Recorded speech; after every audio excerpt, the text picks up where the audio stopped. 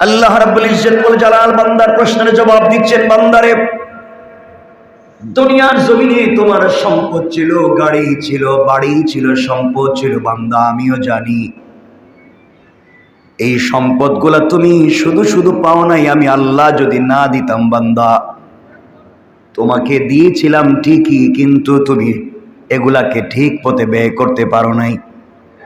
সম্পদগুলাকে হালাল পথে অন্বেষণ করতে পারো নাই। 2 নম্বরই করে, চাঁদাবাজি করে, সুদ এবং ঘুষের কারবার করে, মিথ্যা বলয় তৈরি করে তুমি দুনিয়ার জমিনে সম্পদশালী হয়েছিলে। বান্দা আমি তো তোমাকে বলি নাই দুনিয়ার জমিনে অন্যায় বলয় তৈরি করে সম্পদের মালিক হতে। ও বান্দা, এত এত সম্পদ দুনিয়ার জমিনে করেছ, 10-15টা বাড়ি আছে তোমার ঢাকা শহরে, গ্রামের বাড়িতে তোমার বাড়ি